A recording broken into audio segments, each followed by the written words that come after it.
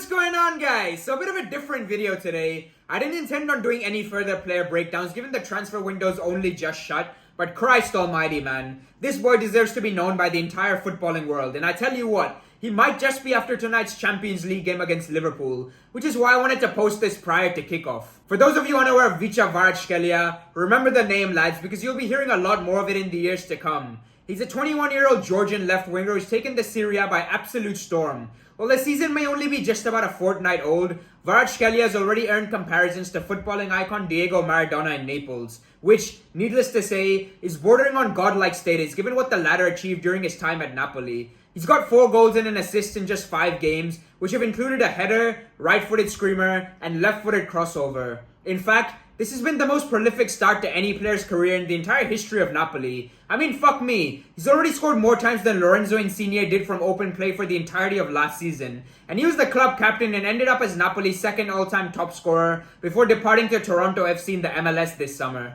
In terms of Kvaratskhelia background, he came through his local side Dinamo Tbilisi's academy and made his debut as a 16-year-old in the Georgian league. Deemed too young to make an impact for the most successful club in the country, he was loaned out to second division side Rustavi, where it's fair to say he really fucked shit up. Despite shining at such an obscure level of football, he was named by The Guardian in 2018 as one of the best 60 young players on the planet, so fair play to those who made that call so early on. Shortly after, he was snapped up by Lokomotiv Moscow in January on loan for the remainder of the season.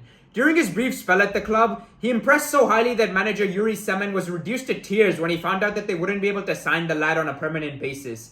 He even stated that, "I've been following him since he was 15 years old, yet he still manages to surprise me every single day. He is well and truly destined for greatness." As it turns out, Lokomotiv's loss turned out to be Rubin Kazan's gain as they agreed a 5-year deal with Kvaratskhelia, who went on to win the Russian Premier League's Best Young Player of the Year award in 2 of his 2.5 seasons at the club. Although his end product was nothing to write home about, he dazzled supporters and even won 4 Player of the Month awards over the course of a year, which, quite simply put, is unheard of at the very highest level. Following Russia's invasion of Ukraine, he, along with all other foreign players in the league, were allowed to suspend their contracts with each of their respective clubs and ply their trade elsewhere in the meantime. With this in mind, he returned to Georgia for a short stint at Dinamo Batumi, where he ended up winning the Player of the Season award despite only making 11 appearances.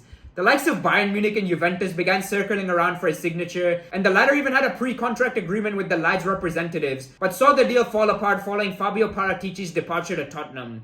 This is when Napoli decided to take a punt, which they're thus far beaming about, with Kvaratskhelia winning the Serie A Player of the Month award for August 2022, straight after arriving. His manager Luciano Spalletti has recently stated that there's too much pressure being put on him by everybody, and funnily enough, he said the same thing about Mo Salah while in charge of Roma. So hopefully the end result is very much the same. Moving on to his style of play, Kvaratskhelia is the very definition of flair. His sheer unpredictability in possession is a sight to behold. He can beat fullbacks for pace, skip inside and bend the ball into the top corner, or go past defenders with his right before smashing it in with his left, which makes him a constant goal threat who is also capable of creating chances out of nothing. I mean, seriously, his vision is second to none, which allows him to make use of long switches, crosses, or through balls to find teammates in space. The shot map on screen illustrates the areas he likes to shoot from and bears striking resemblance to that of his idol Cristiano Ronaldo. Just like the Portuguese superstar, Kvaratskhelia wanted the number 7 shirt, but given it's currently occupied by LF Elmas,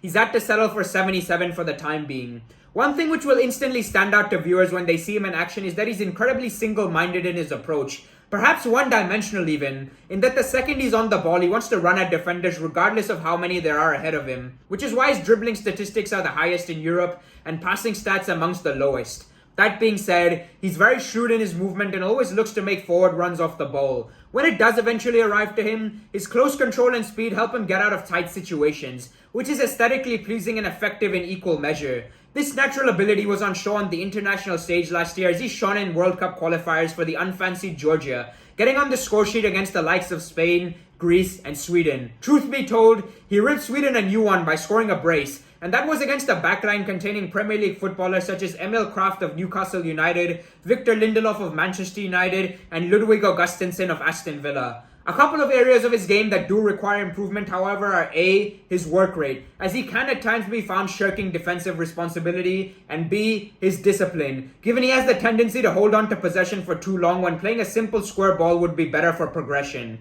I'm sure both of those things will improve with age, and I look forward to observing his development over these next few years. Cheers for tuning in as always, folks. Please do consider liking the video if you enjoyed it, and subscribe for more football-related content. I believe this fella's success will not only go down as a scouting triumph, but also a reminder that in a global sport such as this, there are hidden gems waiting to be unearthed in every corner of the world. Take care and enjoy the midweek games. Peace.